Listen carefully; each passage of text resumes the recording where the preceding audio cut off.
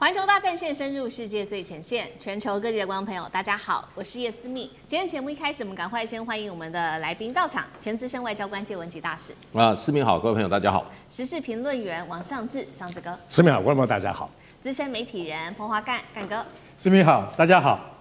好，观众朋友，今天节目一开始提醒大家，先帮我们的节目按赞，并且呢，在留言区这边特别按下热推2个字。如果没有看到热推，记得在上面留言热推2个字，也可以呢在留言板上面，如果想要跟我们互动的话，写下思敏我人在哪一个城市，那我会特别针对观众朋友的留言来一一做回复。欢迎大家来跟我们做更多的互动。今天节目一开始，赶快来关心到的是伊朗这一次出手再扣了2艘的商船之外，并且秀出了他的这个底牌要来反击川普，有哪一些细节底牌？等一下一起会来看。另外呢，包括了一共是有9000家的军工是全面的加入在伊朗的军工产业当中。再来看到是在不管是其他的国家，美国原本的好朋友，不管是阿曼、德国，在这个时候反水了，也就是造反了，美军基地还酿下了大火。C30被砍等等的议题，等一下就这些话题，我们会一起来做一次比较深入的解析。今天3个火线话题，我们等一下同时请来宾来帮我们特别做解答。首先呢，我们等一下会来一一的盘点一下伊朗国防部秀出的最新的他们的军事底气，公开说已经建立了超过1000种的武器哦，这当中包含了有飞弹、无人机跟防空体系，并且说一共是有9000家的军工企业一起来做支持，这样子的一个战时军工体系是否代表伊朗可以打一个非常长期的消耗战呢？真的有这样的实力吗？第二件事情，今天也会来关心到的是，伊朗在4天之内2度的扣押了2艘的商船，直接锁住荷姆兹海峡，这个是封锁型战争试探阶段吗？第三件事情，我们现在看到了，包括俄罗斯已经包括普丁在内都力挺伊朗到底。那么欧洲针对于美国的态度，则是开始出现松动，尤其是现在反战示威跟他们自己的基地都遭到袭击哦，让欧洲国家反战的一个势力现在不断的上升。会不会影响到美国在世界的全球影响力？今天就这些议题，我们会一起来做关心。我们先来关心到是在伊朗革命卫队4天之内第2度了，在荷姆兹海峡又正式的出了重手。这一次呢，他做的事情就是强登2艘的地中海航运大型货轮，其中1艘我们可以看到驾驶舱被攻击中，而且是受损的。伊朗在时候又再次的喊话，重申对荷姆兹海峡的控制权，警告美国说不要采取进一步的军事行动，不然会面临来自于伊朗的强烈报复。伊朗真的有这样子的底气吗？我们看到呢，这个伊朗他直接公开喊话了，是伊朗的议长，他说：“我们的手上有非常多的牌可以打。”那这些牌呢，是会影响到供需全球市场的供需的重要底牌，所以这些底气，我们也带观众朋友一一来检视，是不是都是存在在伊朗的手中的。好，现在来看到已经部分发牌的，当然就是荷姆兹海峡已经进行了严格的管制，而曼德海峡是未来在这个伊朗手中的另外一张王牌，跟石油也是他还没有发出的王牌哦。那么包括了现在已经有在库存的部分是已经寄出的招数，需求也遭到了破坏，包括了许多的基础设施也遭到破坏。伊朗国防部更是说呢，已经生产了超过1000种的武器了，包含飞弹、无人机、防空体系，而且这些供应链是由扎扎实实的企业来做支撑的，一共达到了9000家的企业。反观美军，我们这几天聊得非常多，弹库见底之外，补给线拉长，还有全球对于美国的态度开始出现了松动等等，都让战线拉长，也恐怕影响到在川普国内自己的一个士气哦，会全面的做反扑。所以今天节目一开始，我们要特别来请教干哥怎么看伊朗秀出的他刚刚说的这个战略底牌到底有多强，足够跟美国打一场长期的消耗战吗？那美国打得起吗？干哥怎么看？事实上，伊朗它本身还有70%的库存还留着，也就是说，不管它的就是有生力量，包括导弹、无人机以及各式各样的弹药，老实讲，它还存留着70%的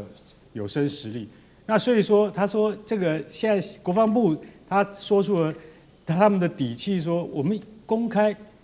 建立超过1000种武器。我说句实在话，这1000种我们用指头算是算不完的手枪、步枪、机关枪，然后这个炸弹、飞弹、手榴弹，这样子算下去的话，不知道有多少种。但是我可以坦白说，因为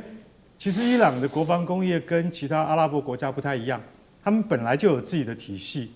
然后他的实力会比沙烏地阿拉伯更要坚强。为什么？因为沙烏地阿拉伯他们是没有人来做这些，就是说在军工厂里面，这个一样要推溯到他们的民族性因为沙烏地阿拉伯身为穆斯林世界的最大国家，但是他们的这个就是说国民是不做工的，他们都请外劳来做，所以说他们的军工业是不发达的。但伊朗不一样，伊朗本身它就是在巴勒维国王时代，他就非常重视这一块，所以伊朗国防部他们讲这句话的时候是可信的。我们有9000家跟军工有关的关系企业，长期在支持着军方，也就是革命卫队，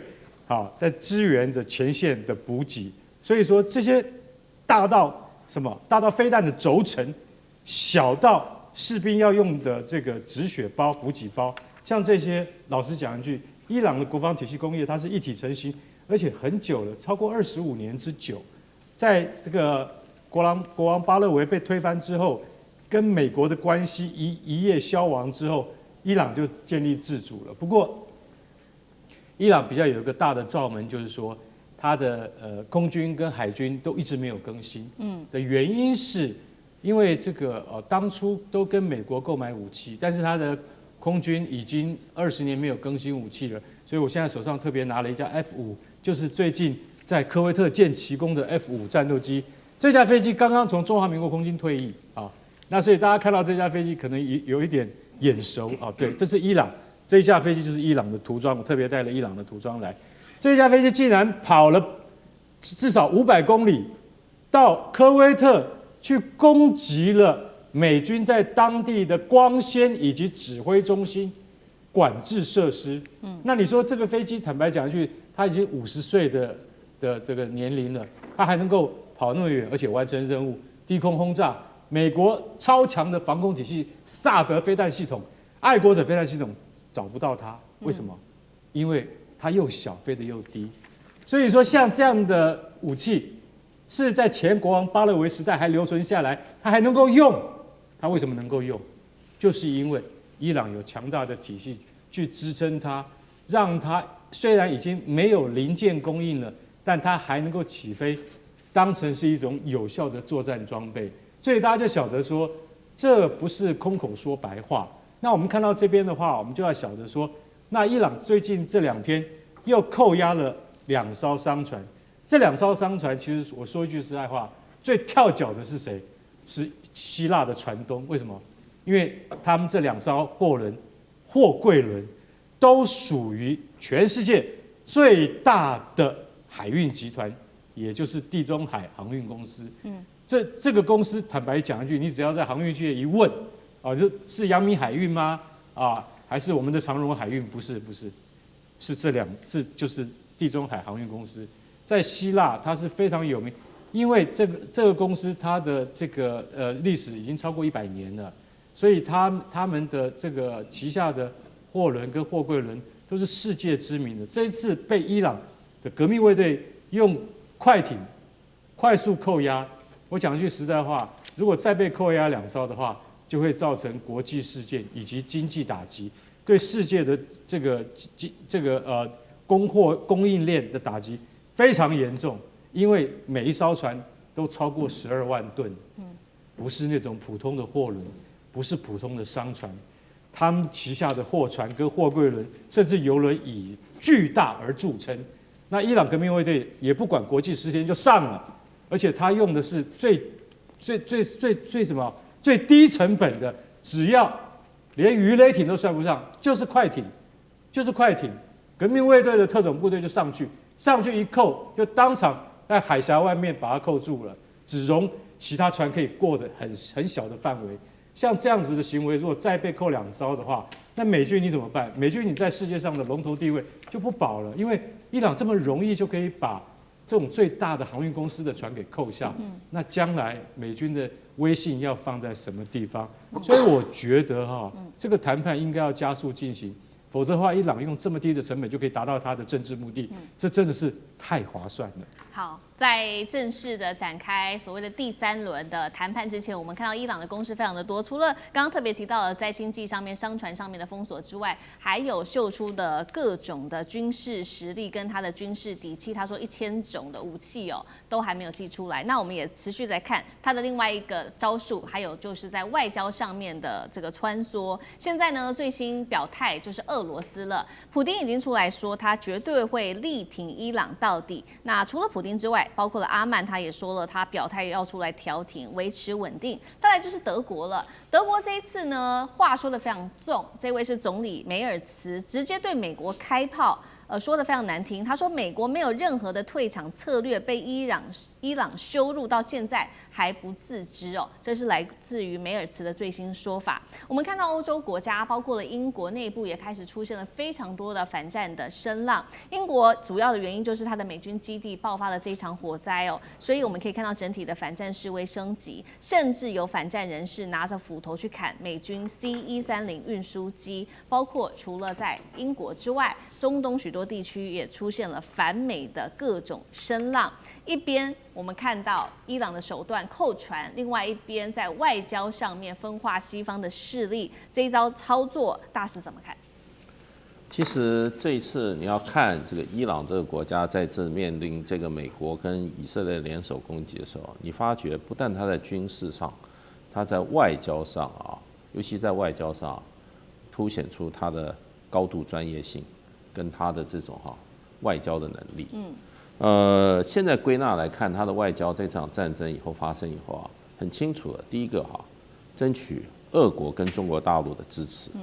那你可以在这个中国大陆跟俄罗斯基本上都不赞成这场战争，虽然他们不会加入，那么在联合国的各种表决的时候中俄基本上都是支持这个都是站在这个伊朗这一边的那中国大陆更是怎么派出这个中东特使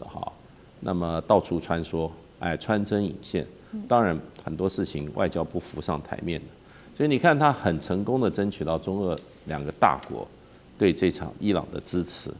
那第二个就变成他试图去中立了2个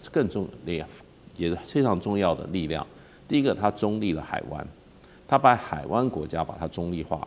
让海湾国家很清楚来讲，其实海湾国家跟伊朗是没有必要陷入战争的。那以色列的计谋就是要把海湾国家也要拖入到这场战争里面。可是呢，我想伊朗在所谓的打击上用所谓的对等反击，而不是主动攻击。那么攻击的这些海湾国家的目标呢，都是美军基地为主，或者美国相关的产业为主这一点，他就向海湾国家表明了，不是与海湾国家为敌，希望他们保持中立。那这个目的也达成了。另外一个，他们也争取欧洲的中立，所以欧洲跟这个海湾国家的中立，也是他外交上一个重点。第3个就是他也用这种封锁荷姆斯海峡控制油源的方式他也很成功的警告了印度、东协跟日本、韩国这一些过去很多都是跟着美国的这个政策走的这些国家，所以他整个做下来，让美国感觉到外交上相对的就非常的孤立。那而且越进入到后期他的这些外交的作为那手段更为灵活。那这是大的战略。另外，你可以看在这个整个的谈判桌上，伊朗的谈判人员表现出高度的专业性，那么提出的各种解决问题的方案那都很专业。比如说，他们相对提出来要美国做的这些让步，比如说第一个赔款，第二个要怎么在中东地区要撤出美军，对，第3个保证以后不会再继续攻击伊朗，然后呢都很具体，因为他要提出具体的要求，才跟美国提出的具体要求才能够怎么样来互相的怎么样消除嘛。你提5项。人家提5项，最后一定是你消1项，我也消1项，你消1项，我消。最后现在集中在什么呢？现在集中在就变成就是说核子武器啦，核子武器怎么做其他还有没有在提呢？还有荷姆斯海峡要不要开放的问题，现在最后只有2个了。你如果你自己不提出你的主动的要求的话，你就没有办法跟对方做消除法。谈判就是在消除法。那现在说实话，荷尔姆兹海峡，那伊朗的最高领导人出来说，荷尔姆兹海峡的目前的这个现况不容改变。那再跟美国逼什么？因为美国说你一定要把你的核武把它消除，那人家不会只跟你谈核武啊，人家就说荷尔姆兹海峡我就是不改变现状。那你要我改变现状呢？可以啊，那你核武就要让步。所以你就可以看出来他们的谈判非常的专业。那所以这个整个看起来这场战争，你可以看出来，这个伊朗这个国家不愧是有5000年历史文化。然后呢，这场战争可以说把美国已经逼到最后的地步了。为什么到现在伊朗越打越猛？原因我认为就是因为5月1号快到，5月1号是川普得到授权去打这场战争的最后一天。之后，如果美国国会把它否决的话，这个谈判就不必谈了，战争也就自然结束。那伊朗为什么要现在跟美国妥协呢？所以伊朗现在越来越硬是有原因的。好，一方面伊朗已经看准5月1号的期限已经快要到了。那第二件事情，透过这个外交的斡旋，我们看到俄罗斯表达更力挺伊朗之外，包括了在欧洲国家跟这些海湾国家现在也持比较中立的态度。那在这样子的一个状况之下，外交上面的表现会不会影响在军事上面的态度呢？也就是说，美国在全球的军事体系会不会受到影响？那在包括了全球的军事布局会不会也受到冲击？尚志哥怎么看？我们现在在这次波湾战争